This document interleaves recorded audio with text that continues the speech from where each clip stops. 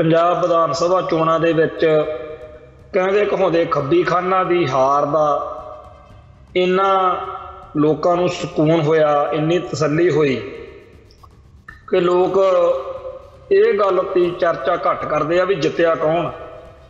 हारे होया की चर्चा ज़्यादा हो रही है भी लै भी फलाना भी गया फलाना भी गया।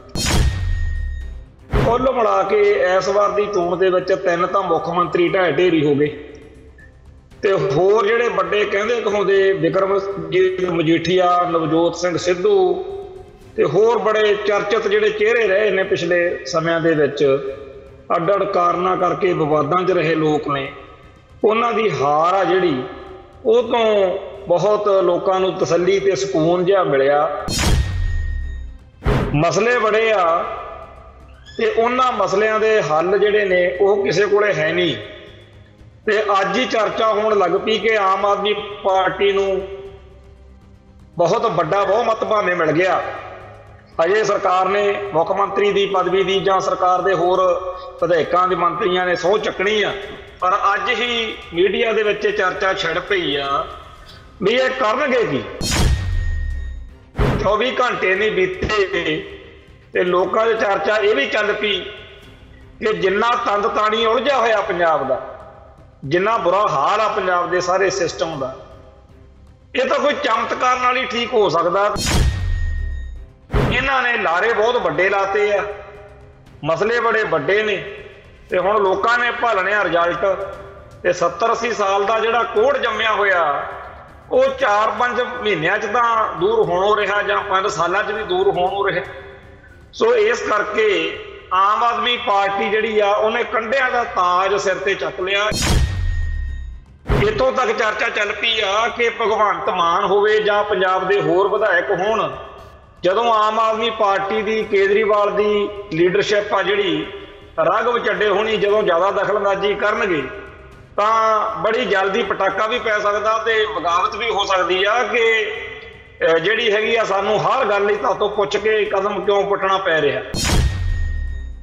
संदीप जाखड़ वो अज इलैक्शन जितण तो बाद दरबार साहब इत्थे आए ते उन्हें कहा भी मैं किसी की हार जित की गल नहीं करता, सिर्फ ये कहांगा कि गुरु घर दे नाल जिसने भी मत्था लाया है, चाहे किसी ने बेअदबियां करवाइयां जां किसी ने गुरु की ओट लैके गुरु दियां पोशाकां पा के वोटां लई डेरा नुमा दुकानां खोलियां ने, कल उन्हां दा जो हशर होया वो गुरु की निगाह च होया। उन्हें बादल परिवार के उत्ते तां वार कीता ही आ कि तुसीं बेअदबियां जिहड़ियां ने वो करन वाली धिर दी पुश्तपनाही कीती है, पर नाल दी नाल उन्हें डेरा सरसा समेत सिख गुरु साहिबान दे गुरु घर के खिलाफ भुगतण वालियां दे बारे भी जिहड़ी आपदी गल कही आ। सरदार सुखबीर सिंह बादल उन्होंने 2-3 गल्लां कहियां ने जिहड़ियां पाठकां दी ਸਰੋਤਿਆਂ दी नज़र विच लिआउणियां जरूरी ने। एक तां उन्होंने ये कहा भी शायद साडे च कमियां ने जिहड़ियां असीं दूर करांगे, उन्होंने हजे पता नहीं हैगा भी किहड़ियां कमियां ने। तुसीं आप ही तां भाई सारियां जिहड़ियां नेगियां कीतियां अरदासां कि जिन्हें बेअदबियां कीतियां ते कराइयां, जिन्हें इह ते सियासत कीती उहदा कख ना रवे ते हुण कख भाई तुहाडा नहीं रहा। TV 84 उत्ते प्रोग्राम खबर दी खबर देख रहे सारे दर्शकों नूं मैं सरबजीत सिंह घुमान फतेह अर्ज करदा जी। वाहिगुरू जी का खालसा वाहिगुरू जी की फतेह। पंजाब विधान सभा चोणां दे विच कहंदे कहाउंदे खब्बी खाना दी हार दा इन्ना लोकां नूं सुकून होया, इन्नी तसल्ली हुई कि लोग ये गल की चर्चा घट करते हैं भी जितया कौन। हारे होया की चर्चा ज़्यादा हो रही है भी लै भी फलाना भी गया फलाना भी गया। प्रकाश सिंह बादल मुख मंत्री रहा, किन्नी बार रहा, वो डिग पिया। चरणजीत सिंह चन्नी 2 थावां तो रहा, 2 थावां तो इलैक्शन लड़ रहा सीगा, वो भी ढह ढेरी हो गया। कैप्टन अमरिंदर सिंह उड़ गया।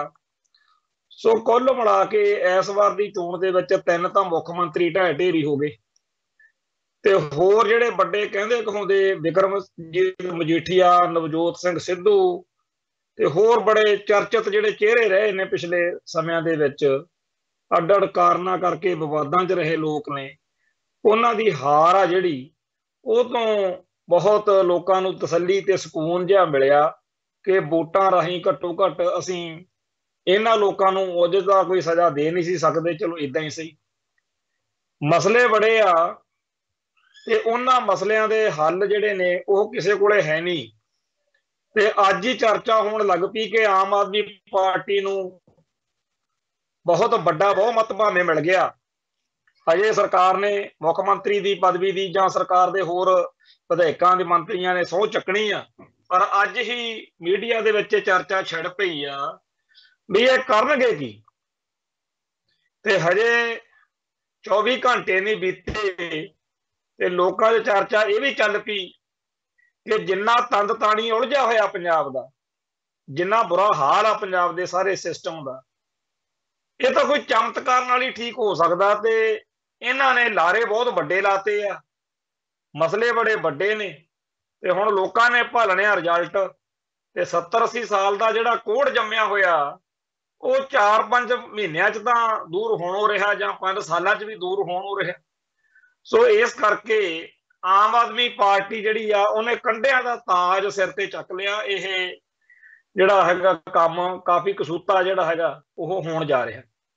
ਇੱਥੋਂ ਤੱਕ ਚਰਚਾ ਚੱਲ ਪਈ ਆ ਕਿ ਭਗਵੰਤ ਮਾਨ ਹੋਵੇ ਜਾਂ ਪੰਜਾਬ ਦੇ ਹੋਰ ਵਿਧਾਇਕ ਹੋਣ, ਜਦੋਂ ਆਮ ਆਦਮੀ ਪਾਰਟੀ ਦੀ ਕੇਜਰੀਵਾਲ ਦੀ ਲੀਡਰਸ਼ਿਪ ਆ ਜਿਹੜੀ, ਰਾਘਵ ਚੱਡੇ ਹੋਣੀ ਜਦੋਂ ਜ਼ਿਆਦਾ ਦਖਲਅੰਦਾਜ਼ੀ ਕਰਨਗੇ ਤਾਂ ਬੜੀ ਜਲਦੀ ਪਟਾਕਾ ਵੀ ਪੈ ਸਕਦਾ ਤੇ ਬਗਾਵਤ ਵੀ ਹੋ ਸਕਦੀ ਆ ਕਿ ਜਿਹੜੀ ਹੈਗੀ ਆ ਸਾਨੂੰ ਹਰ ਗੱਲ ਲਈ ਤਾਤੋਂ ਪੁੱਛ ਕੇ ਕਦਮ ਕਿਉਂ ਪੁੱਟਣਾ ਪੈ ਰਿਹਾ। ਕਿਉਂਕਿ ਇਸ ਤੋਂ ਪਹਿਲਾਂ ਵੀ ਜਦੋਂ ਹਜੇ ਇਸ ਪਾਰਟੀ ਕੋਲੇ ਰਾਜ ਭਾਗ ਨਹੀਂ ਸੀ, ਉਦੋਂ ਵੀ ਆਮ ਆਦਮੀ ਪਾਰਟੀ ਦਾ ਖਿਲਾਰਾ ਕਈ ਵਾਰੀ ਪਿਆ। ਕਦੇ ਕੋਈ ਲੀਡਰ ਕਦੇ ਕੋਈ ਲੀਡਰ ਖੁਦ ਮੁਖਤਿਆਰੀ ਦੀ ਗੱਲ ਕਰਦਾ ਰਿਹਾ ਕਿ ਪੰਜਾਬ ਦੇ ਵਿੱਚ ਸਾਨੂੰ ਵਿਚਰਨ ਲਈ ਆਮ ਆਦਮੀ ਪਾਰਟੀ ਨੂੰ ਫੁੱਲ ਅਧਿਕਾਰ ਹੋਣੇ ਚਾਹੀਦੇ ਆ, ਅਸੀਂ ਪੰਜਾਬ ਦੇ ਲੀਡਰ ਆਪਦੇ ਫੈਸਲੇ ਆਪ ਕਰਿਆ ਕਰੀਏ। ਪਰ ਕਹਾਣੀ ਉਲਟੀ ਹੋ ਜਾਂਦੀ ਰਹੀ ਆ ਕਿ ਹਰੇਕ ਲੀਡਰ ਨੂੰ ਭਜਾ ਤਾਂ ਦਿੱਤਾ ਗਿਆ, ਪਰ ਕਿਸੇ ਨੂੰ ਪੰਜਾਬ ਦੇ ਫੈਸਲੇ ਖੁਦ ਕਰਨ ਦਾ ਅਧਿਕਾਰ ਨਹੀਂ ਦਿੱਤਾ ਗਿਆ। ਜਿਵੇਂ ਕਾਂਗਰਸ ਪਾਰਟੀ ਦੇ ਸਾਰੇ ਫੈਸਲੇ ਦਿੱਲੀ ਤੋਂ ਆਉਂਦੇ ਆ, ਉਵੇਂ ਕੇਜਰੀਵਾਲ ਜਿਹੜਾ ਸੀਗਾ ਉਹਨੇ ਸਾਰੀ ਤਾਕਤ ਆਪਦੇ ਹੱਥ 'ਚ ਰੱਖੀ ਹੋਈ ਆ। ਸੋ ਜੇਕਰ ਬੀਤੇ ਸਮੇਂ ਦੇ ਹਿਸਾਬ ਨਾਲ ਚੱਲੀਏ ਦੇਖੀਏ ਤਾਂ ਉਦੋਂ ਤਾਂ ਜਿਹੜਾ ਕੋਈ ਲੀਡਰ ਵਾ ਜੋ ਪਾਰਟੀ ਨੂੰ ਛੱਡ ਜਾਂਦਾ, ਜਿਵੇਂ ਸੁਖਪਾਲ ਸਿੰਘ ਖਹਿਰੇ ਵਰਗੇ ਜਾਂ ਡਾਕਟਰ ਗਾਂਧੀ ਵਰਗੇ ਹੋਰ ਬਹੁਤ ਸਾਰੇ ਆਗੂਆਂ ਨੇ ਪਾਰਟੀ ਨੂੰ ਛੱਡਿਆ, ਉਹ ਸਥਿਤੀ ਹੋਰ ਸੀ। ਪਰ ਹੁਣ ਜਦੋਂ ਚੁਣੇ ਹੋਏ ਵਿਧਾਇਕਾਂ ਨੂੰ, ਜਦੋਂ ਚੁਣੇ ਹੋਏ ਆਗੂਆਂ ਨੂੰ, ਜਿਹੜੇ ਐਮਐਲਏ ਬਣ ਚੁੱਕੇ ਆ, ਜਦੋਂ ਉਹਨਾਂ ਨੂੰ ਇਹ ਗੱਲ ਰੜਕੂਗੀ ਨਾ ਕਿ ਸਾਡੇ ਉੱਤੇ ਜ਼ਿਆਦਾ ਹੀ ਕੁਝ ਦਖਲਅੰਦਾਜ਼ੀ ਜੀ ਕੀਤੀ ਜਾ ਰਹੀ ਹੈ, ਉਸ ਮੌਕੇ ਗੱਲ ਹੋਰ ਹੁੰਦੀ ਹੈ। ਅੱਜ ਬੜੀ ਚਰਚਾ ਹੋ ਰਹੀ ਆ ਕਿ ਜਦੋਂ ਭਗਵੰਤ ਮਾਨ ਜਿਹੜਾ ਕਿ ਪੰਜਾਬ ਦਾ ਆਮ ਆਦਮੀ ਪਾਰਟੀ ਦਾ ਆਉਣ ਵਾਲੇ ਸਮੇਂ ਦਾ ਸੀਐਮ ਹੈ, ਉਹ ਜਦੋਂ ਕੇਜਰੀਵਾਲ ਨੂੰ ਮਿਲਣ ਗਿਆ ਤੇ ਜਾ ਕੇ ਉਹਦੇ ਪੈਰੀਂ ਪੈ ਗਿਆ।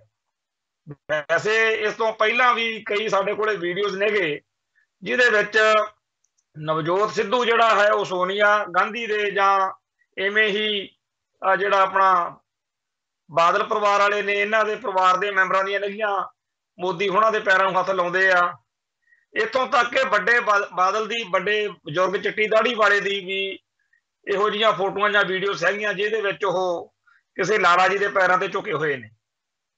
ਹੁਣ ਇੱਥੋਂ ਪੰਜਾਬ ਦੀ ਜਿਹੜੀ ਅਣਖ ਆ ਜਾਂ ਪੰਜਾਬ ਦੀ ਪੱਗ ਵਾ ਉਹਦੇ ਬਾਰੇ, ਕਿਉਂਕਿ ਪੰਜਾਬ ਇੱਕ ਬਾਗੀ ਭਾਵਨਾ 'ਚ ਜਿਉਂਦਾ, ਪੰਜਾਬ ਨੂੰ ਅਣਖ ਗੈਰਤ ਵਾਲਿਆਂ ਦਾ, ਪੰਜਾਬ ਦੇ ਲੋਕਾਂ ਨੇ ਇਹਨਾਂ ਨੂੰ ਇਹਨਾਂ ਵੋਟਾਂ ਪਾ ਕੇ ਸਮਰਥਨ ਦੇ ਕੇ ਆਗੂ ਚੁਣਿਆ ਹੁੰਦਾ, ਇਹ ਜਾ ਕੇ ਦਿੱਲੀ ਦੇ ਲਾਰਿਆਂ ਦੇ ਪੈਰਾਂ 'ਚ ਜਾ ਕੇ ਪੱਗ ਟਿਕਾ ਦਿੰਦੇ ਆ। ਸੋ ਅੱਜ ਇਹ ਗੱਲ ਦੀ ਬੜੀ ਭਾਰੀ ਚਰਚਾ ਜਿਹੜੀ ਆ ਉਹ ਚੱਲ ਰਹੀ ਆ ਕਿ ਭਗਵੰਤ ਮਾਨ ਨੇ ਕੇਜਰੀਵਾਲ ਦੇ ਇਸ ਤਰ੍ਹਾਂ ਪੈਰਾਂ ਦੇ ਵੱਲ ਨੂੰ ਨਹੀਂ ਜਾਣਾ ਚਾਹੀਦਾ ਸੀ। ਉਹ ਪੰਜਾਬ ਦੇ ਲੋਕਾਂ ਦਾ ਇੱਕ ਤਰੀਕੇ ਨਾਲ ਜਿਹੜਾ ਤਿਰਸਕਾਰ ਹੋ ਗਿਆ।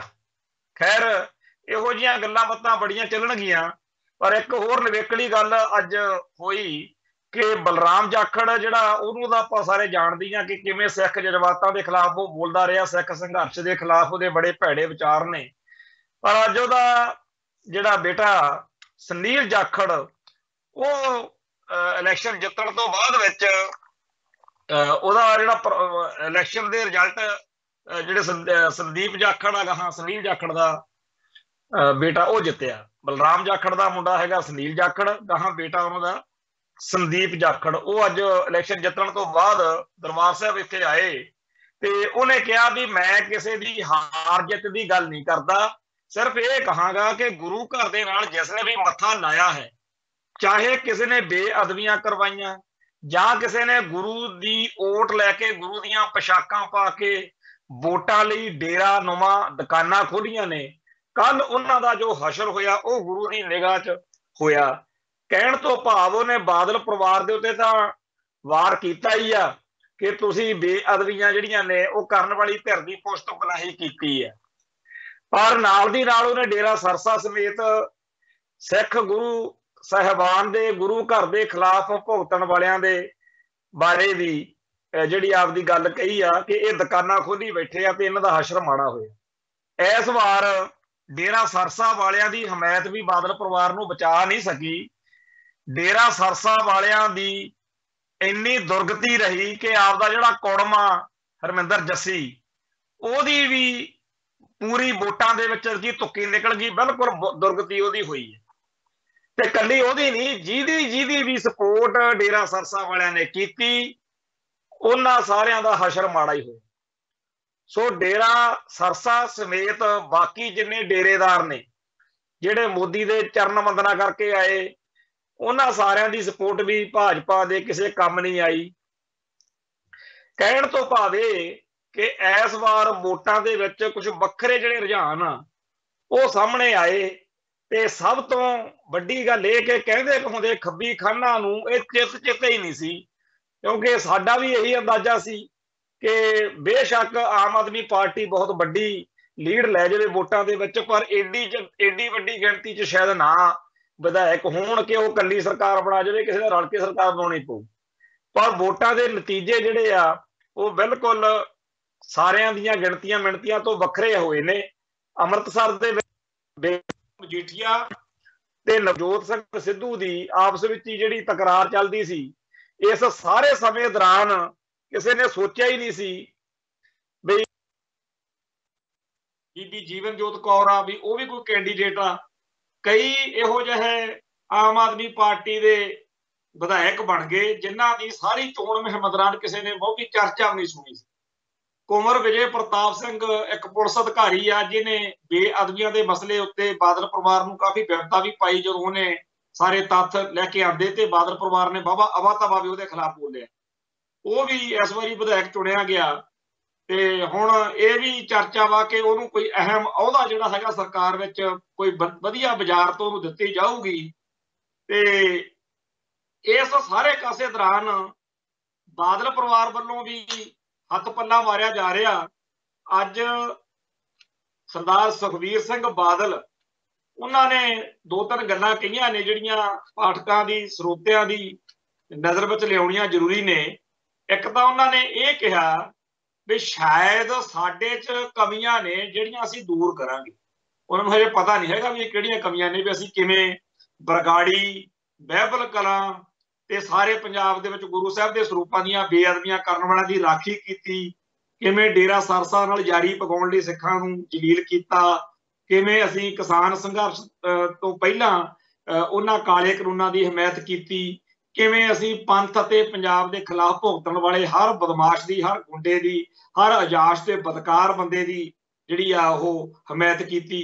ਤੇ ਇਹ ਹਜੇ ਕਹਿੰਦੇ ਅਸੀਂ ਕਾਰਨ ਜਿਹੜੇ ਆ ਉਹ ਲੱਭਾਂਗੇ, ਅਸੀਂ ਉਹ ਕਾਰਨ ਦੂਰ ਕਰਾਂਗੇ ਤੇ ਸੋਮਵਾਰ ਨੂੰ ਕਹਿੰਦੇ ਆ ਵੀ ਅਸੀਂ ਮੰਥਨ ਕਰਾਂਗੇ। ਕਿਹੜਾ ਮੰਥਨ ਕਰਨਾ, ਉਹ ਤੁਸੀਂ ਆਪ ਹੀ ਤਾਂ ਭਾਈ ਸਾਰੀਆਂ ਜਿਹੜੀਆਂ ਨੇਗੀਆਂ ਕੀਤੀਆਂ ਅਰਦਾਸਾਂ ਕਿ ਜਿਹਨੇ ਬੇਅਦਬੀਆਂ ਕੀਤੀਆਂ ਤੇ ਕਰਾਈਆਂ, ਜਿਹਨੇ ਇਹ ਤੇ ਸਿਆਸਤ ਕੀਤੀ ਉਹਦਾ ਕੱਖ ਨਾ ਰਵੇ, ਤੇ ਹੁਣ ਕੱਖ ਭਾਈ ਤੁਹਾਡਾ ਨਹੀਂ ਰਿਹਾ। ਇਸ ਕਰਕੇ ਮੰਥਨ ਜੇ ਛੱਡੋ ਤੇ ਜਿਹੜੀ ਅਸਲੀ ਗੱਲ ਆ ਉਹਨੂੰ ਮੰਨੋ ਕਿ ਤੁਸੀਂ ਗੁਰੂ ਘਰ ਨਾਲ ਮੱਥਾ ਲਾਇਆ ਸੀ ਤੇ ਸਿੱਖ ਸੰਗਤਾਂ ਦੀਆਂ ਅਰਦਾਸਾਂ ਸੁਣ ਕੇ ਉਸ ਅਕਾਲ ਪੁਰਖ ਵਾਹਿਗੁਰੂ ਨੇ ਤੁਹਾਨੂੰ ਅਕਲ ਦੇ ਦਿੱਤੀ। ਆਹ 5 ਸਾਲ ਤੁਹਾਡੇ ਕੋਲੇ ਇਸ ਗੱਲ ਲਈ ਸੀ ਜਦੋਂ ਤੁਸੀਂ 2017 ਦੀ ਇਲੈਕਸ਼ਨ ਹਾਰੇ ਸੀ ਬਾਦਲ ਸਾਹਿਬ। 2017 ਤੋਂ 2022 ਤੱਕ ਤੁਸੀਂ 5 ਸਾਲ ਇਹ ਸੰਗਤ ਤੋਂ ਮਾਫੀ ਮੰਗਣੀ ਸੀ ਕਿ ਸੰਗਤ ਜੀ ਤੁਸੀਂ ਤਾਂ ਸਾਨੂੰ ਰਾਜ ਭਾਗ ਬਖਸ਼ਿਆ, ਪਰ ਅਸੀਂ ਸਿੱਖ ਜਜ਼ਬਾਤਾਂ ਦੀ, ਸਿੱਖ ਹਿੱਤਾਂ ਦੀ ਤੇ ਸਿੱਖੀ ਦੀ ਮੁਖਾਲਫਤ ਕਰ ਗਏ ਸਾਤੋਂ ਬਹੁਤ ਮਾੜਾ ਵਾਪਰ ਗਿਆ, ਸਾਨੂੰ ਬਖਸ਼ ਦੇਵੋ ਤੇ ਅੱਗੇ ਤੋਂ ਅਸੀਂ ਸਾਫ਼ ਸਪਸ਼ਟ ਹੋ ਕੇ ਕੌਮ ਦੀ ਸੇਵਾ ਕਰਾਂਗੇ, ਪੰਜਾਬ ਦੀ ਸੇਵਾ ਕਰਾਂਗੇ। ਪਰ ਇਹ ਕਹਿਣ ਦੀ ਬਜਾਏ ਸੋਸ਼ਲ ਮੀਡੀਆ ਦੇ ਉੱਤੇ ਇੱਕ ਬ੍ਰਿਗੇਡ ਤਿਆਰ ਕਰ ਦਿੱਤਾ, ਜਿਹੜਾ ਜੇਕਰ ਕੋਈ ਬੰਦਾ ਮਾੜੀ ਮੋਟੀ ਕਰ ਲੈਂਦਾ ਸੀ ਗੱਲ ਕਿ ਬਾਈਬਲ ਕਲਾ ਮਾੜਾ ਹੋਇਆ ਜਾਂ ਬਰਗਾੜੀ ਬਹੁਤ ਮਾੜਾ ਹੋਇਆ, ਗੁਰੂ ਗ੍ਰੰਥ ਸਾਹਿਬ ਦੇ ਸਰੂਪਾਂ ਦੀਆਂ ਬੇਅਦਬੀਆਂ ਹੋਈਆਂ, ਕਿੰਨੇ ਅਹਿਮ ਤੇ ਸੰਵੇਦਨਸ਼ੀਲ ਮਸਲੇ ਹੁੰਦੇ ਸੀ, ਪਰ ਇਹਨਾਂ ਨੇ ਸੋਸ਼ਲ ਮੀਡੀਆ ਵਾਲਿਆਂ ਨੇ ਗੰਦੀਆਂ ਗਾਲਾਂ ਕੱਢਣੀਆਂ ਔਰ ਬੰਦਿਆਂ ਨੂੰ ਜਲੀਲ ਕਰਨਾ ਤੇ ਰੱਜ ਕੇ ਹੇਠੀ ਕਰਨੀ, ਔਰ ਲਗਾਤਾਰ ਚੱਲਦਾ ਰਿਹਾ ਕੰਮ। ਔਰ ਇਹ ਕੰਮ ਕੱਲਾ ਇਸ ਮਸਲੇ 'ਚ ਨਹੀਂ ਸੀ, ਆ ਕਿਸਾਨ ਸੰਘਰਸ਼ ਵਾਲੇ ਦਿਨਾਂ 'ਚ ਤਾਂ ਬਾਹਲੀ ਬੁਰੀ ਹੋਈ। ਸੋਸ਼ਲ ਮੀਡੀਆ ਦੇ ਉੱਤੇ ਜਿਹੜਾ ਇਹਨਾਂ ਦਾ ਬ੍ਰਿਗੇਡ ਬਿਠਾਇਆ ਹੋਇਆ, ਉਹ ਤਾਂ ਉਹਨਾਂ ਨੂੰ ਉਵੇਂ ਭਕਾਈ ਮਾਰੀ ਜਾਵੇ। ਜਿਹੜੇ ਲੋਕ ਵਿਰੋਧ ਕਰਦੇ ਸੀਗੇ ਕਿ ਕਾਲੇ ਕਾਨੂੰਨ ਜਿਹੜੇ ਨੇ ਇਹ ਗਲਤ ਨੇ ਤੇ ਸਿੱਖ ਪੰਜਾਬ ਜਾਂ ਸਾਰੀ ਕਿਸਾਨੀ ਨੂੰ ਇਹਦਾ ਵਿਰੋਧ ਕਰਨਾ ਚਾਹੀਦਾ, ਬਾਦਲ ਦਲ ਦੇ ਸੋਸ਼ਲ ਮੀਡੀਆ ਵਿੰਗ ਵਾਲੇ ਇਹ ਸੋਚ ਕੇ ਕਿ ਬਾਦਲ ਦਲ ਤਾਂ ਭਾਜਪਾ ਦੇ ਨਾਲ ਨੇ ਤੇ ਸਾਡੇ ਆਕਾ ਨੇ ਜਿਹੜੇ ਉਹਨਾਂ ਨੇ ਇਹਦੀ ਜਿਹੜਾ ਹੈਗਾ ਹਮਾਇਤ ਹੀ ਕਰਨੀ ਉਹ ਕਾਲੇ ਕਾਨੂੰਨਾਂ ਦੀ, ਤੇ ਪਹਿਲਾਂ ਉਹ ਕਰਦੇ ਵੀ ਸੀ। ਪਰ ਇੱਕ ਪੁਆਇੰਟ ਇਹੋ ਜਿਹਾ ਆ ਗਿਆ ਜਦੋਂ ਬਾਦਲ ਪਰਿਵਾਰ ਨੂੰ ਇਹ ਫੈਸਲਾ ਲੈਣਾ ਪੈ ਗਿਆ ਕਿ ਆਪਾਂ ਜੇ ਪੰਜਾਬ ਦੀ ਸਿਆਸਤ ਵਿੱਚ ਕਿਸਾਨੀ ਨਾਲ ਵਿਗਾੜ ਪਾ ਲਿਆ ਤਾਂ ਸਾਰੇ ਤਾਂ ਆਪਣੇ ਲੀਡਰ ਵਰਕਰ ਆਗੂ ਕਿਸਾਨੀ ਨਾਲ ਸੰਬੰਧਿਤ ਨੇ, ਸੋ ਆਪਾਂ ਕਾਲੇ ਕਾਨੂੰਨਾਂ ਦੀ ਹਮਾਇਤ ਜਿਹੜੀ ਆ ਉਹ ਨਾ ਕਰੀਏ, ਵਿਰੋਧ ਕਰੀਏ। ਬਾਦਲ ਪਰਿਵਾਰ ਦਾ ਵਿਰੋਧ ਕਰ ਗਿਆ, ਦੱਸਿਆ ਉਹਨਾਂ ਨੇ ਹੈ ਨਹੀਂ ਆਪਦੇ ਸੋਸ਼ਲ ਮੀਡੀਆ ਵਾਲੇ ਲਾਣੇ ਨੂੰ। ਉਹ ਸੋਸ਼ਲ ਮੀਡੀਆ ਵਾਲਾ ਲਾਣਾ ਲੋਕਾਂ ਨੂੰ ਉਵੇਂ ਮਾੜਾ ਚੰਗਾ ਬੋਲੀ ਜਾਵੇ, ਉਹਨਾਂ ਨੂੰ ਕਿਸੇ ਨੇ ਦੱਸੇ ਨਹੀਂ ਵੀ ਯੂ ਟਰਨ ਜਿਹੜਾ ਹੈਗਾ ਉਹ, ਕਿਉਂਕਿ ਐਕਸੀਡੈਂਟ ਹੀ ਹੁੰਦਾ ਜਦੋਂ ਇੰਨੀ ਤੇਜ਼ ਜਾਂਦੀ ਗੱਡੀ ਨੂੰ ਰੋਕੋਗੇ।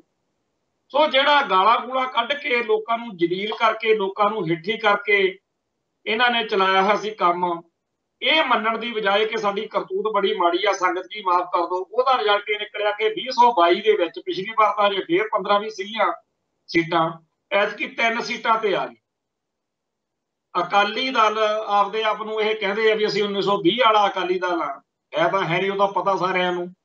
ਜਿਵੇਂ ਕੈਟ ਟੋਲੇ ਹੁੰਦੇ ਆ ਉਵੇਂ ਕੈਟ ਹੈਗੇ ਆ, ਇਹ ਕਾਊਟ ਹੈਗੇ ਆ, ਤੇ ਇਹ ਬੰਦੇ ਕਹਿੰਦੇ ਆ ਪਰ ਦਾਅਵਾ ਕਰਦੇ ਆ ਜੇ ਇਹਨਾਂ ਦੀ ਗਲਤੀ ਵਿਚਾਰ ਕਰ ਲਈਏ ਤਾਂ ਤੁਸੀਂ ਭਾਈ 60-70 ਸਾਲ ਪੁਰਾਣੀ ਪਾਰਟੀ ਹੋਵੋ, 100 ਸਾਲ ਪੁਰਾਣੀ, ਤੇ ਪੰਜਾਬ ਦੇ ਵਿੱਚ ਭਾਜਪਾ ਜਿਹੜੀ ਆ ਉਹ ਤੁਹਾਡੇ ਸਹਾਰੇ, ਬਾਦਲ ਦਲ ਦੇ ਸਹਾਰੇ ਸਿਆਸਤ ਕਰਦੀ, ਇਹ ਉਹਨਾਂ ਨੂੰ ਆਪਦੇ ਹਿੱਸੇ ਦੇ ਵਿੱਚੋਂ 25-30 ਸੀਟਾਂ ਦਿੰਦੇ ਹੁੰਦੇ ਸੀਗੇ, ਤੇ ਬੀਜੇਪੀ ਵਾਲੇ ਵੀ 2 ਸੀਟਾਂ ਲੈ ਗਏ ਤੇ ਬਾਦਲ ਦਲ ਵਾਲੇ 3 ਲੈ ਗਏ। ਹੋਣਾ ਤਾਂ ਇਹ ਚਾਹੀਦਾ ਸੀਗਾ 40-50 ਸੀਟਾਂ ਘੱਟੋ ਘੱਟ ਬਾਦਲ ਦਲ ਦੀਆਂ ਹੁੰਦੀਆਂ ਤੇ ਭਾਜਪਾ ਵਾਲੇ ਵੀ ਚਲੋ ਵੱਧ ਘੱਟ ਲੈ ਜਾਂਦੇ, ਭਾਜਪਾ ਦਾ ਚਲੋ ਸੂਪੜਾ ਹੀ ਸਾਫ਼ ਹੋਣਾ ਚਾਹੀਦਾ ਸੀ। ਪਰ ਜਿਹੜੀ ਦੁਰਗਤੀ ਬੀਜੇਪੀ ਦੀ ਆ ਉਨੀ ਹੀ ਦੁਰਗਤੀ ਬਾਦਲ ਦਲ। ਸੋ ਇਸ ਮਾਹੌਲ ਦੇ ਵਿੱਚ ਬਹੁਤ ਸਾਰੇ ਲੋਕ ਜਿਹੜੇ ਨੇ ਉਹ ਖੁਸ਼ ਨੇ, ਤਸੱਲੀ ਮਹਿਸੂਸ ਕਰ ਰਹੇ ਨੇ ਕਿ ਬਾਦਲ ਪਰਿਵਾਰ ਦੀ ਜਿਹਨੇ ਪੰਥ ਅਤੇ ਪੰਜਾਬ ਨਾਲ ਇੰਨੀ ਦੁਰਗਤੀ ਕੀਤੀ ਉਹਦਾ ਅੱਜ ਮਾੜਾ ਹਸ਼ਰ ਹੋਇਆ। ਪਰ ਮੇਰੀ ਚਿੰਤਾ ਕੁਝ ਹੋਰ ਹੈ, ਉਹ ਇਹ ਆ ਕਿ ਜਦੋਂ ਹੁਣ ਦਿੱਲੀ ਵਾਲਿਆਂ ਨੇ ਇਹਨਾਂ ਨੂੰ ਕਹਿਣਾ, ਖੁਫੀਆ ਏਜੰਸੀਆਂ ਨੇ, ਨੈਟਵਰਕ ਨੇ ਇਹਨਾਂ ਨੂੰ ਕਹਿਣਾ ਕਿ ਦੇਖੋ ਤੁਹਾਡੇ ਕੋਲੋਂ ਰਾਜਨੀਤਿਕ ਸੱਤਾ ਤਾਂ ਹੁਣ ਖੁੱਸ ਗਈ, ਤੁਹਾਡੇ ਕੋਲੇ ਹੁਣ ਧਾਰਮਿਕ ਖੇਤਰ ਦੀਆਂ ਸੰਸਥਾਵਾਂ ਦੀ ਸੱਤਾ, ਬਾਦਲ ਦਲ ਵਾਲਿਓ ਜੇ ਤਾਂ ਉਹ ਸੱਤਾ ਤੁਹਾਨੂੰ ਚਾਹੀਦੀ ਆ ਤਾਂ ਸਾਡੀ ਗੱਲ ਮੰਨ ਲਓ। ਜੇ ਅਕਾਲ ਤਖਤ ਸਾਹਿਬ ਨੂੰ, ਸ਼੍ਰੋਮਣੀ ਕਮੇਟੀ ਨੂੰ ਤੇ ਹੋਰ ਸਿੱਖ ਸੰਸਥਾਵਾਂ ਨੂੰ ਤੁਸੀਂ ਆਪਦੇ ਕਬਜ਼ੇ 'ਚ ਰੱਖਣਾ ਚਾਹੁੰਦੇ ਹੋ ਤਾਂ ਸਾਡੇ ਕੰਮ 'ਚ ਢਿੱਕਾ ਨਹੀਂ ਡਾਉਣਾ। ਅਸੀਂ ਸਿੱਖੀ ਦਾ ਜੋ ਹਿੰਦੂਕਰਨ ਕਰਨਾ, ਬਾਹਮਣੀਕਰਨ ਕਰਨਾ, ਉਹ ਜਿਹੜਾ RSS ਦਾ ਏਜੰਡਾ ਹੈ, ਉਹ ਸਿੱਖਾਂ ਨੂੰ ਕੇਸਾਧਾਰੀ ਹਿੰਦੂ ਗਰਦਾਨਣ ਦਾ ਏਜੰਡਾ, ਉਹਦੇ ਰਾਹ ਵਿੱਚ ਨਹੀਂ ਤੁਸੀਂ ਆਉਣਾ। ਤੁਸੀਂ ਆਰਾਮ ਦੇ ਨਾਲ ਜਿਹੜੀ ਇਹ ਧਾਰਮਿਕ ਸੰਸਥਾਵਾਂ ਨੇ ਸਿੱਖਾਂ ਦੀਆਂ, ਇਹਨਾਂ ਉੱਤੇ ਆਪਦਾ ਕਬਜ਼ਾ ਬਣਾਈ ਰੱਖੋ, ਪਰ ਸਾਡਾ ਕੰਮ ਨਾ ਖਰਾਬ। ਤੇ ਜੇ ਤੁਸੀਂ ਇਹ ਕੰਮ ਨਾ ਕੀਤਾ ਫਿਰ ਅਸੀਂ ਤੁਹਾਤੋਂ ਇਹ ਵੀ ਜਿਹੜੀਆਂ ਨੇ ਹੋ ਲਵਾਂਗੇ ਤੇ ਇਹੋ ਜਿਹਾ ਮਾਹੌਲ ਬਣਾ ਦਿਆਂਗੇ ਕਿ ਤੁਹਾਡੇ, ਇਹਨਾਂ ਨੂੰ ਚਾਹੀਦੀ ਹੈ ਸੱਤਾ, ਇਹ ਤਾਂ ਸ਼੍ਰੋਮਣੀ ਕਮੇਟੀ ਤੇ ਜਿਹੜੀਆਂ ਸਿੱਖਾਂ ਦੀਆਂ ਹੋਰ ਧਾਰਮਿਕ ਸੰਸਥਾਵਾਂ ਨੇ ਉਹਦੇ ਕਬਜ਼ੇ ਵਗੈਰੇ, ਇਹਨਾਂ ਦੀ ਤਾਂ ਜਾਨ ਨਿਕਲ ਜੂਗੀ। ਇਹ ਉਹ ਥੋੜੀ ਆ ਜਿਵੇਂ ਤੋਤਾ ਹੁੰਦਾ ਨਾ, ਤੋਤਾ ਜਾਦੂਗਰ ਦੀ ਜਾਨ ਕਹਿੰਦੇ ਹੁੰਦੇ ਆ, ਉਹਦੇ ਵਿੱਚ ਆ ਤੋਤੇ 'ਚ, ਇਹਨਾਂ ਦੀ ਜਾਨ ਕੁਰਸੀ 'ਚ। ਸੋ ਬਾਦਲ ਪਰਿਵਾਰ ਜਿਹੜਾ ਹੈ ਉਹ ਆਉਣ ਵਾਲੇ ਦਿਨਾਂ ਦੇ ਵਿੱਚ, ਪਹਿਲਾਂ ਤਾਂ ਉਹ ਪੰਜਾਬ ਦੀ ਸੱਤਾ ਤੇ ਕਾਬਜ਼ ਸੀ ਤੇ ਜਾਂ ਸੱਤਾ ਦੇ ਕਾਬਜ਼ ਹੋਣ ਦੀ ਆਸ ਵਿੱਚ ਸੀ, ਪਰ ਇਸ ਇਲੈਕਸ਼ਨ ਨੇ ਇਹ ਧੋਣਾ ਤਾਂ ਧੋਤਾ ਇਹਨਾਂ ਦਾ। ਹੁਣ ਇਹਨਾਂ ਦੇ ਦਿਲ ਦਿਮਾਗ ਵਿੱਚ ਇਹੀ ਆ ਕਿ ਧਾਰਮਿਕ ਸੰਸਥਾਵਾਂ ਦੀ ਸੱਤਾ ਨਾ ਸਾਤੋਂ ਖੁੱਸ ਜਾਵੇ, ਸੋ ਇਹ ਕਿਸੇ ਵੀ ਹੱਦ ਤੱਕ ਡਿੱਗ ਸਕਦੇ ਆ, ਗਿਰ ਸਕਦੇ। ਸੋ ਇਸ ਵੇਲੇ ਸਿੱਖਾਂ ਨੂੰ ਇਹ ਨਹੀਂ ਸੋਚਣਾ ਚਾਹੀਦਾ ਕਿ ਜੀ ਬੱਲੇ ਬੜੇ ਕਮਾਲ ਹੋ ਗਈ ਅਸੀਂ ਬਾਦਲ ਕੇ ਹਰਾ ਲਏ। ਇਹ ਗੱਲ ਸੋਚਣੀ ਚਾਹੀਦੀ ਆ ਕਿ ਬਾਦਲਕਿਆਂ ਦੇ ਕੋਲ ਸਾਡੀਆਂ ਸਿੱਖ ਸੰਸਥਾਵਾਂ ਦਾ ਕਬਜ਼ਾ ਵਾ ਤੇ ਇਹਨਾਂ ਸੰਸਥਾਵਾਂ ਦੇ ਸਾਰੇ ਸਰਮਾਏ ਨੂੰ ਜਿੱਥੇ ਇਹ ਆਪਦੀ ਸਿਆਸਤ ਲਈ ਵਰਤਦੇ ਆ, ਉੱਥੇ ਸਿੱਖ ਕੌਮ ਦੇ ਅਸਲ ਮਸਲਿਆਂ ਨੂੰ, ਸਿੱਖੀ ਦੀ ਚੜ੍ਹਦੀ ਕਲਾ ਕਰਨ ਲਈ ਵਰਤਣ ਦੀ ਥਾਂ ਉਹਨਾਂ ਸਰਮਾਏ ਨੂੰ ਕਿਸੇ ਗਲਤ ਪਾਸੇ ਵਰਤ ਸਕਦੇ। ਉਹ ਦੂਜੇ ਪਾਸੇ ਆਪਾਂ ਆਮ ਸਿੱਖਾਂ ਨੇ ਹਮੇਸ਼ਾ ਇਹੀ ਕਹਿਣਾ ਹੁੰਦਾ ਵੀ ਸ਼੍ਰੋਮਣੀ ਕਮੇਟੀ ਕੀ ਕਰਦੀ ਆ, ਅਕਾਲ ਤਖਤ ਸਾਹਿਬ ਦੇ ਜਥੇਦਾਰ ਐ ਕਰਨ ਉਹ ਕਰਨ। ਇਹਨਾਂ ਨੇ ਸਿੱਖੀ ਦੇ ਦੁਸ਼ਮਣਾਂ ਨਾਲ ਗੁਪਤ ਸਮਝੌਤੇ ਤਹਿਤ ਕੁਝ ਕਰਨਾ ਨਹੀਂ ਤੇ ਆਪਣੇ ਲੋਕਾਂ ਨੂੰ, ਆਪਣੇ ਬੰਦਿਆਂ ਨੂੰ ਇਹੀ ਆਸ ਰਹਿਣੀ ਆ ਵੀ ਸਾਡੀਆਂ ਸੰਸਥਾਵਾਂ ਕੁਝ ਕਰਨਗੀਆਂ ਤੇ ਇਸ ਤਰੀਕੇ ਨਾਲ ਸਾਡਾ ਕੌਮ ਦਾ ਨੁਕਸਾਨ ਹੋ ਸਕਦਾ। ਸੋ ਇਸ ਵੇਲੇ ਸਾਰੇ ਸਿੱਖ ਜਗਤ ਨੂੰ ਬਹੁਤ ਜ਼ਿਆਦਾ ਸੰਵੇਦਨਸ਼ੀਲਤਾ ਦੇ ਨਾਲ, ਬੜੀ ਗੰਭੀਰਤਾ ਦੇ ਨਾਲ, ਬੜੀ ਗਹਿਰਤਾ ਦੇ ਨਾਲ ਸਿੱਖ ਧਰਮ ਦੇ ਉੱਤੇ ਹੋਣ ਵਾਲੇ ਹਮਲਿਆਂ ਪ੍ਰਤੀ ਸੁਚੇਤ ਹੋਣ ਦਾ ਵੇਲਾ ਵਾ। ਇਹ ਵੇਲਾ ਹੁਣ ਲੰਮੀਆਂ ਤਾਣ ਕੇ ਸੌਣ ਦਾ ਵੇਲਾ ਨਹੀਂ ਹੈਗਾ ਕਿ ਬਾਦਲ ਕੇ ਹਰਾ ਲਏ ਜੀ ਹੁਣ ਗੱਲ ਮੁੱਕ ਗਈ।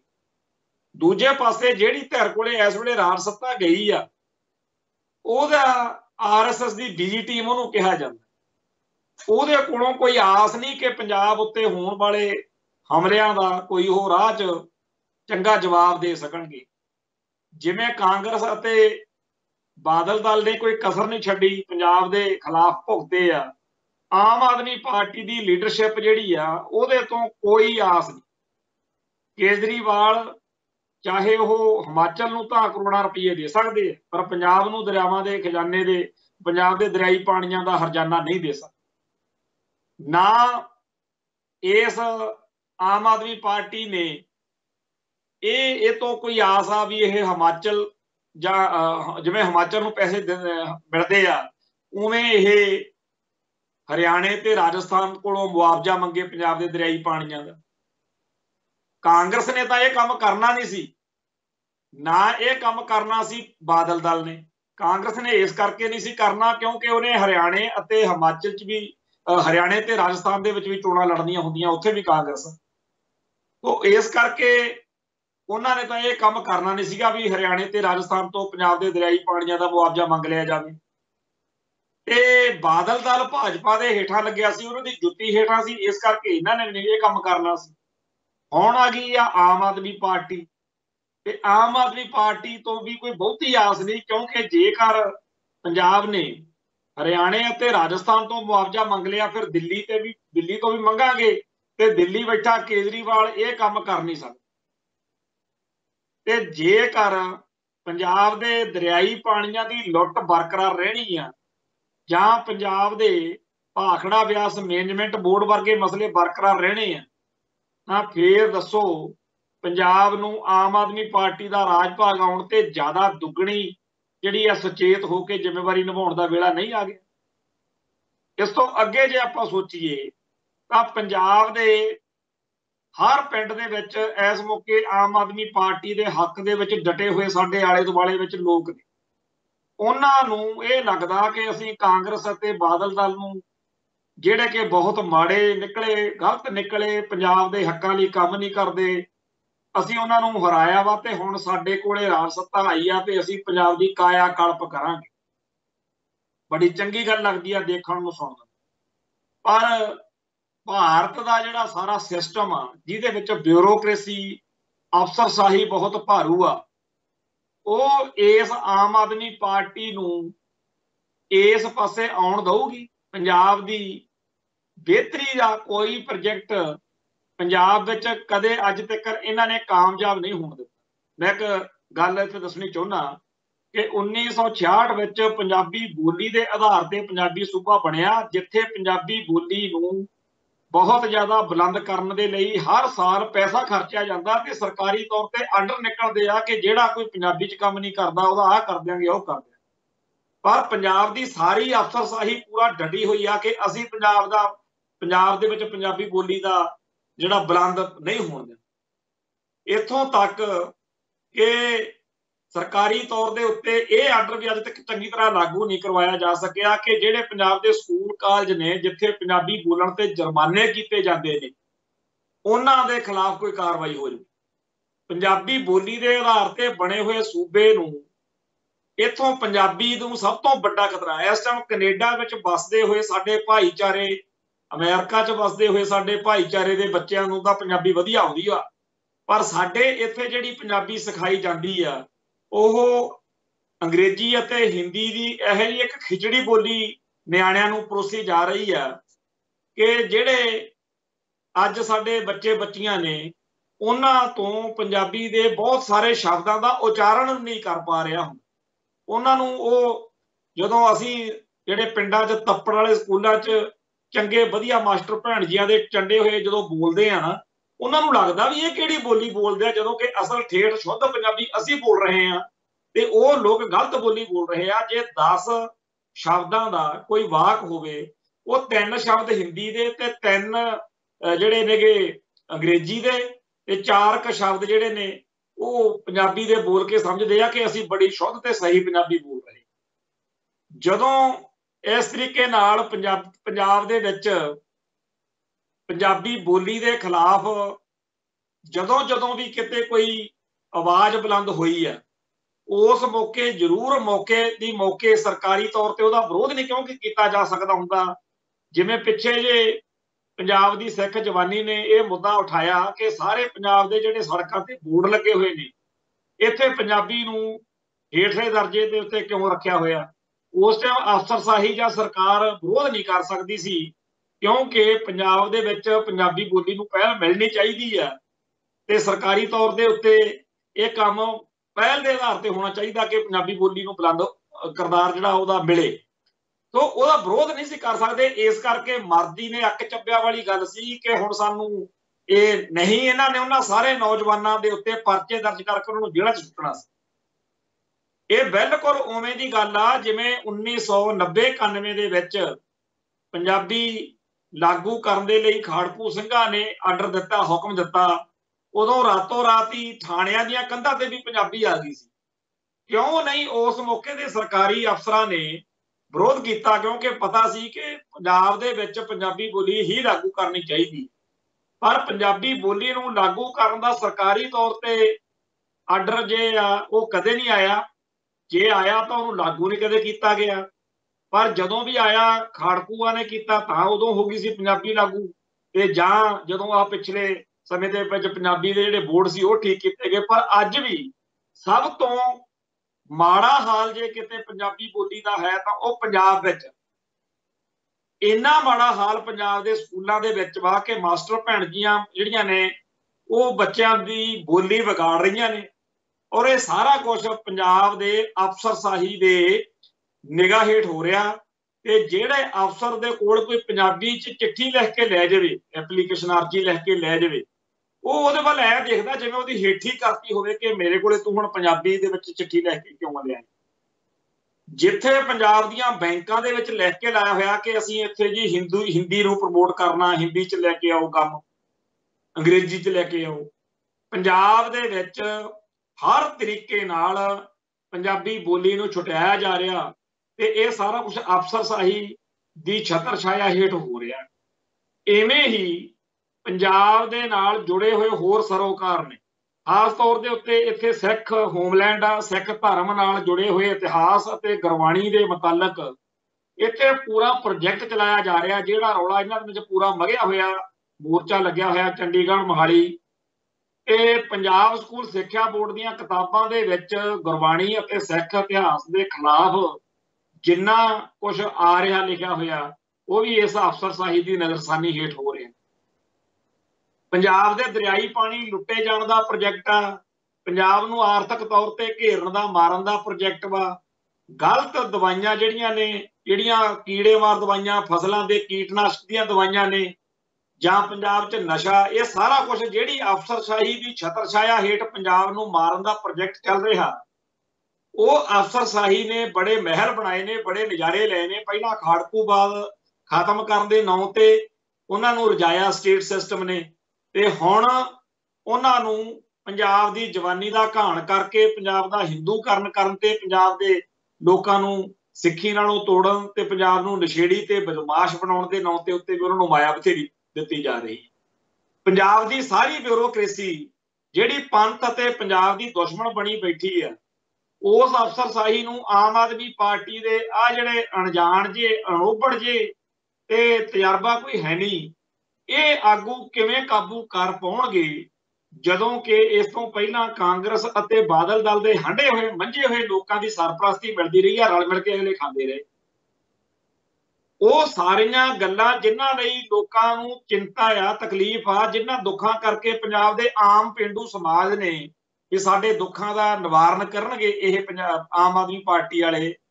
ਆਮ ਆਦਮੀ ਪਾਰਟੀ ਨੇ ਸਾਰਾ ਜਿਹੜਾ ਸਿਸਟਮ ਚਲਾਉਣਾ ਉਹ ਅਫਸਰਸ਼ਾਹੀ ਦੇ ਰਾਹੀਂ ਚਲਾਉਣਾ, ਤੇ ਅਫਸਰਸ਼ਾਹੀ ਸਾਰੀ ਦੀ ਸਾਰੀ ਜਿਹੜੀ ਆ ਉਹ ਪਿਛਲੇ 70-80 ਸਾਲ ਤੋਂ ਦਿੱਲੀ ਦੇ ਹੁਕਮਾਂ ਦੇ ਅਧੀਨ ਪੰਜਾਬ ਦੇ ਹਿੱਤਾਂ ਦੇ ਉਲਟ ਚੱਲਦੀ ਹੈ। ਹਰ ਤਰ੍ਹਾਂ ਪੰਜਾਬ ਦੇ ਹਿੱਤਾਂ ਦੇ ਉਲਟ ਚੱਲਦੀ ਹੈ। ਪੰਜਾਬ ਦੀ ਬੋਲੀ, ਧਰਮ ਅਤੇ ਸੱਭਿਆਚਾਰ ਨੂੰ ਜੋ ਖਤਰਾ ਹੈ, ਉਹਦੇ ਵਿੱਚ ਪੰਜਾਬ ਦੀ ਅਫਸਰਸ਼ਾਹੀ ਇੱਕ ਬਹੁਤ ਅਹਿਮ ਜਿਹੜਾ ਹੈਗਾ ਰੋਲ ਉਹ ਨਿਭਾਉਂਦੀ ਹੈ। ਆ ਜਿਹੜੇ CID ਵਾਲੇ ਨੇ ਜਾਂ ਪੰਜਾਬ ਪੁਲਿਸ ਦੇ ਅਫਸਰ ਨੇ, ਇਹ ਸਾਰੇ ਦੇ ਸਾਰੇ ਐਨ ਮੁੱਠੀਆਂ 'ਚ ਥੁੱਕੀ ਬੈਠੇ ਹੁੰਦੇ ਆ ਵੀ ਕਦੋਂ ਕਿਸੇ ਸਿੱਖ ਨੌਜਵਾਨ ਦੀ ਸਾਨੂੰ ਇਹ ਖਬਰ ਮਿਲਦੀ ਆ ਕਿ ਇਹ ਪੰਜਾਬੀ ਬੋਲੀ ਦਾ ਜਾਂ ਸਿੱਖ ਧਰਮ ਦਾ ਕੁਝ ਜ਼ਿਆਦਾ ਹੀ ਹੇਜ ਕਰਦਾ, ਤੇ ਇਹਨੂੰ ਚੱਕ ਕੇ ਲਿਆਓ ਤੇ ਚਾਰ ਮਾਰ ਕੇ ਚਪੇੜਾ ਤੇ ਇਹਦੇ ਉੱਤੇ 4 ਅਸਾਲਟਾਂ ਪਾ ਕੇ ਇਹਨੂੰ ਖਤਰਨਾਕ ਖਾੜਕੂ ਅੱਤਵਾਦੀ ਦੱਸ ਕੇ, ਪਾਕਿਸਤਾਨ ਤੋਂ ਆਇਆ ਦੱਸ ਕੇ ਇਹਨੂੰ ਜੇਲ੍ਹ ਭੇਜਿਆ ਜਾਵੇ। ਇਹ ਸਾਰਾ ਕੁਝ ਜਿਹੜਾ ਹੈਗਾ ਪੰਜਾਬ ਦੇ ਲੋਕਾਂ ਨੂੰ ਡਰਾਉਣ ਧਮਕਾਉਣ ਲਈ ਕਿ ਪੰਜਾਬ ਦੇ ਹਿੱਤਾਂ ਹੱਕਾਂ ਦੀ ਗੱਲ ਨਾ ਕਰੋ, ਉਹ ਕੁਝ ਵਾਪਰ ਰਿਹਾ। ਇਹਦੇ ਵਿੱਚ ਆਮ ਆਦਮੀ ਪਾਰਟੀ ਦੇ ਸਾਹਮਣੇ ਇੱਕ ਬਹੁਤ ਵੱਡੀ ਅਸਾਈਨਮੈਂਟ, ਬਹੁਤ ਵੱਡਾ ਜਿਹੜਾ ਇੱਕ ਸਵਾਲ ਆ ਉਹ ਖੜਾ ਹੈ। ਕੀ ਪੰਜਾਬ ਦੀ ਇਹ ਤਜਰਬੇ ਤੋਂ ਬਗੈਰ, ਜਿਹਦਾ ਕੋਲੇ ਕੋਈ ਵੱਡਾ ਐਕਸਪੀਰੀਅੰਸ ਨਹੀਂ, ਇਹ ਲੀਡਰਸ਼ਿਪ ਪੰਜਾਬ ਦੇ ਲੋਕਾਂ ਨੂੰ ਸੰਤੁਸ਼ਟ ਕਰ ਸਕੇਗੀ? ਕਾਂਗਰਸ ਨੇ ਤੇ ਬਾਦਲ ਦਲ ਨੇ ਤਾਂ ਪਹਿਲਾਂ ਹੀ ਉਸ ਅਫਸਰਸ਼ਾਹੀ ਨੂੰ ਮਿਥਿਆ ਸੀ ਤੇ ਲੋਕਾਂ ਨੂੰ ਕਿਹਾ ਸੀ ਕਿ ਅਸੀਂ ਨਹੀਂ ਮਸਲੇ ਹੱਲ ਕਰਨੇ, ਅਸੀਂ ਤਾਂ ਸੱਤਾ ਮੰਨਣੀ ਆ, ਨੋਟ ਕਮਾਉਣੇ। ਅਰਬਾਂ ਖਰਬਾਂਪਤੀ ਬਣੇ ਫਿਰਦੇ ਆ, ਕਈ ਪੋਸਟਾਂ ਤੱਕ ਦਾ ਭੰਡਾਰੇ ਇਕੱਠੇ ਕਰੀ ਫਿਰਦੇ। ਥੋੜਾ ਸਮਾਂ ਪਹਿਲਾਂ ਦੀ ਗੱਲ ਆ ਕਿ ਕਹਿੰਦੇ ਹੁੰਦੇ ਸੀ ਜੀ ਚੰਨੀ ਬੜਾ ਗਰੀਬ ਆ, ਪਰ ਜਦੋਂ ਵੋਟਾਂ ਵਾਲੇ ਦਿਨਾਂ ਦੇ ਵਿੱਚ ਪਤਾ ਲੱਗਿਆ ਵੀ ਉਹ ਤਾਂ ਰੇਤੇ ਦੀਆਂ ਖੱਡਾਂ ਤੇ ਭਾਣਜੇ ਫੜੇ, ਭਤੀਜੇ ਫੜੇ, ਫਲਾਨਾ ਫੜੇ, ਉਹ ਹੋ ਰਿਹਾ ਜਿਹੜਾ ਸਾਰਾ ਕੁਝ ਵਾਪਰਿਆ ਉਹਨੇ। ਸੋ ਪੰਜਾਬ ਦੇ ਵਿੱਚ ਜਿਹੜੇ ਲੋਕ ਸੱਤਾ ਉੱਤੇ ਕਾਬਜ਼ ਰਹੇ ਨੇ, ਇਹਨਾਂ ਨੇ ਪੰਜਾਬ ਨੂੰ ਜਿਵੇਂ ਲੁੱਟ ਕੇ ਖਾਧਾ, ਤੇ ਜਿਵੇਂ ਦਿੱਲੀ ਵਾਲਿਆਂ ਨੇ ਇਹਨਾਂ ਨੂੰ ਖੁਰ ਦਿੱਤੀ ਕਿ ਨੋਟ ਜਿੰਨੇ ਮਰਜ਼ੀ ਕਮਾ ਲਓ, ਪਰ ਸਾਡਾ ਜਿਹੜਾ ਪੰਜਾਬ ਤੇ ਪੰਥ ਨੂੰ ਉਜਾੜਨ ਦਾ ਏਜੰਡਾ ਉਹਦੇ ਰਾਹ 'ਚ ਨਾ ਆਇਓ। ਉਹਦੇ ਮੁਤਲਕ ਅੱਜ ਆਮ ਆਦਮੀ ਪਾਰਟੀ ਜਦੋਂ ਸੱਤਾ 'ਚ ਆ ਚੁੱਕੀ ਹੈ, ਇਹਦੇ ਸਾਹਮਣੇ ਉਹ ਬਹੁਤ ਵੱਡਾ ਇੱਕ ਸਵਾਲ ਜਿਹੜਾ ਹੈ ਉਹ ਇਸ ਸਾਰੀ ਗੱਲ ਦੇ ਨਾਲ ਖੜਾ ਹੋ। ਤੇ ਜਿਹੜੀ ਗੱਲ ਕੱਲ ਆਪਾਂ ਕਹੀ, ਅੱਜ ਫੇਰ ਕਹਿੰਦੇ ਆ ਕਿ ਇਹਨਾਂ ਨੂੰ ਸਫਲ ਸਰਕਾਰ ਵੀ ਇਹ ਤਾਂ ਕੁਛ ਨਹੀਂ ਕਰ ਸਕਦੀ, ਇਹ ਕਰਨ ਕਰਾਉਣ ਦੇ ਲਈ ਬੜੇ ਰਾਹ ਨੇ। ਉਧਰੋਂ ਤਾਂ ਕੇਜਰੀਵਾਲ ਦਾ ਪ੍ਰੈਸ਼ਰ ਹੋਊਗਾ, ਉਧਰੋਂ ਪੰਜਾਬ ਦੇ ਵਿੱਚ ਹਾਲਾਤ ਖਰਾਬ ਕਰਵਾਉਣ ਦੇ ਲਈ ਬਾਦਲ ਸੈਨਾ ਦੇ ਕੋਲ ਵੀ ਬਥੇਰੇ ਰਾਹ ਨੇ। ਖਾਸ ਤੌਰ ਤੇ ਹਿੰਦੂ ਕੱਟੜਪੰਥੀਆਂ ਨੂੰ ਪੰਪ ਦਿੱਤਾ ਜਾਊਗਾ ਕਿ ਪੰਜਾਬ ਨੂੰ ਲਾਂਬੂ ਲਾ ਦਿਓ, ਇਹੋ ਜਿਹੀਆਂ ਗੱਲਾਂ ਕਰੋ ਜਿਹਦੇ ਨਾਲ ਪੰਜਾਬ ਦਾ ਮਾਹੌਲ ਖਰਾਬ ਹੋ ਜਾਵੇ। ਤੇ ਜਿਹੜੇ ਡੇਰਾ ਸਰਸਾ ਦੇ ਸਮਰਥਕ, ਬੇਅਦਬੀਆਂ, ਹੋਰ ਬੜੇ ਕੁਛ ਨੇ। ਤੋਂ ਪੰਜਾਬ ਦੇ ਵਿੱਚ ਆਉਣ ਵਾਲੇ ਦਿਨ ਬੇਹੱਦ ਸੰਵੇਦਨਸ਼ੀਲ ਨੇ, ਤੇ ਜਿਹੜੇ ਲੋਕ ਇਸ ਟਾਈਮ ਢੋਲ ਦਾ ਡੱਗਾ ਲਾ ਕੇ ਭੰਗੜੇ ਪਾ ਰਹੇ ਨੇ ਕਿ ਬਾਦਲ ਢਾਹ ਲਿਆ, ਚੰਨੀ ਢਾਹ ਲਿਆ, ਕੈਪਟਨ ਅਮਰਿੰਦਰ ਸਿੰਘ ਢਾਹ ਲਿਆ, ਉਹਨਾਂ ਸਾਰਿਆਂ ਨੂੰ ਬੇਨਤੀ ਹੈ ਕਿ ਆਪਾਂ ਬਹੁਤ ਜ਼ਿਆਦਾ ਇਤਿਹਾਸ ਦੇ ਕਸੂਤੇ ਮੋੜਤੇ ਆ। ਇੱਕ ਤਾਂ ਇਸ ਸਿਸਟਮ ਦੇ ਅੰਦਰ ਉਹ ਸਾਡੇ ਮਸਲਿਆਂ ਦੇ ਹੱਲ ਹੋਣ ਦੇ ਕੋਈ ਆਸਾਰ ਹੀ ਨਹੀਂ ਹੈਗੇ। ਸਾਡੀ ਗੱਲ ਤਾਂ ਖਾਲਿਸਤਾਨ 'ਚ ਹੀ ਠੀਕ ਹੋ ਸਕਦੀ, ਪਰ ਜਿਹੜੀ ਇੱਕ ਇਸ ਮੌਕੇ ਦੀ ਸਥਿਤੀ ਆ, ਵੋਟਾਂ ਵਾਲਾ ਜਿਹੜਾ ਚੱਲਦਾ ਮਸਲਾ, ਇਹਨੇ ਸਾਡੀਆਂ ਸਮੱਸਿਆਵਾਂ ਵਧਾਉਣੀਆਂ ਹੀ ਹੁੰਦੀਆਂ, ਘਟਾਉਣੀਆਂ ਨਹੀਂ ਹੁੰਦੀਆਂ। ਤੇ ਸਭ ਤੋਂ ਵੱਡੀ ਗੱਲ ਜਦੋਂ ਸਾਡੇ ਧਾਰਮਿਕ ਅਦਾਰਿਆਂ ਦੀ ਆਉਂਦੀ ਹੈ, ਹਾਲ ਤਾਂ ਇਹ ਹੋਇਆ ਪਿਆ ਕਿ ਪਿੱਛੇ ਜੇ ਅਕਾਲ ਤਖਤ ਸਾਹਿਬ ਦੇ ਜਥੇਦਾਰ ਗਿਆਨੀ ਹਰਪ੍ਰੀਤ ਸਿੰਘ ਨੇ ਦੀਵਾਨ ਅਸਥਾਨ ਮੰਜੀ ਸਾਹਿਬ ਦੇ ਵਿੱਚ ਬਾਦਲ ਬਚਾਓ ਰੈਲੀ ਕੀਤੀ। ਜਦੋਂ ਮਨਜਿੰਦਰ ਸਿੰਘ ਸਰਸੇ ਵਾਲਾ ਜਿਹੜਾ ਕੇਸ ਆਇਆ ਸਾਹਮਣੇ, ਜਦੋਂ ਉਹ BJP 'ਚ ਗਿਆ ਤੇ ਜਦੋਂ ਇਹਨਾਂ ਨੇ ਇੱਥੇ ਇੱਕ ਇਕੱਠ ਸੱਦਿਆ, ਉਹ ਸਾਰੀ ਬਾਦਲ ਬਚਾਓ ਰੈਲੀ ਸੀ। ਤੇ ਬਾਦਲ ਦਲ ਦੇ ਬੰਦਿਆਂ ਦੀ ਤਾਂ ਖਾਧੀ ਕੜੀ ਗਿਆਨੀ ਹਰਪ੍ਰੀਤ ਸਿੰਘ ਵੀ ਹਰ ਪੰਥ ਪ੍ਰਸਤ ਸਿੱਖ ਨੂੰ ਜਿਹੜਾ ਸਿੱਖੀ ਦੀ ਚੜ੍ਹਦੀ ਕਲਾ ਲੋਚਦਾ ਤੇ ਇਹ ਗੱਲ ਦੱਸਦਾ ਕਿ ਭਾਈ ਬਾਦਲ ਦਲ ਦੇ ਹੁੰਦਿਆਂ ਸਿੱਖੀ ਦਾ ਬੁਰਾ ਹਾਲ ਹੋ ਰਿਹਾ, ਤੇ ਕੈਪਟਨ ਅਮਰਿੰਦਰ ਸਿੰਘ ਦੀ ਜਾਂ ਹੋਰਾਂ ਦੀ ਤਾਂ ਗੱਲ ਇੱਕ ਪਾਸੇ ਰਹੀ, ਉਹਨਾਂ ਨੂੰ ਤਾਂ ਨਹੀਂ ਬਾਹਲੀ ਤਕਲੀਫ ਉਹਨਾਂ ਦੀ, ਪਰ ਗਿਆਨੀ ਹਰਪ੍ਰੀਤ ਸਿੰਘ ਕਿਆ ਕਰਨ ਜੀ, ਇਹ ਸਾਰੇ ਕਾਂਗਰਸ ਦੇ ਏਜੰਟ, ਬਾਦਲ ਦਲ ਦੀਆਂ ਕਰਤੂਤਾਂ ਦਾ ਵਿਰੋਧ ਕਰਨ ਵਾਲੇ ਹਰ ਸਿੱਖ ਨੂੰ ਕਾਂਗਰਸ ਦਾ ਏਜੰਟ ਦੱਸਣ ਵਾਲੀ ਜਿਹੜੀ ਖੇਡ ਆ, ਉਹ ਹੋਰ ਆਮ ਪਾਰਟੀ ਵਰਕਰਾਂ ਦੀ ਤਾਂ ਗੱਲ ਇੱਕ ਪਾਸੇ, ਗਿਆਨੀ ਹਰਪ੍ਰੀਤ ਸਿੰਘ ਕਹਿੰਦੇ ਜਥੇਦਾਰ ਅਕਾਲ ਤਖਤ ਸਾਹਿਬ। ਸੋ ਕੁੱਲ ਮਿਲਾ ਕੇ ਇਸ ਵੇਲੇ ਸਾਡੇ ਵੋਟਾਂ ਤੋਂ 24 ਘੰਟੇ ਬਾਅਦ ਹੀ ਪੰਥ ਅਤੇ ਪੰਜਾਬ ਨੂੰ ਪਿਆਰ ਕਰਨ ਵਾਲਿਆਂ ਦੇ ਲਈ ਬਹੁਤ ਚਿੰਤਾ ਵਾਲੀ ਗੱਲ ਵਾ।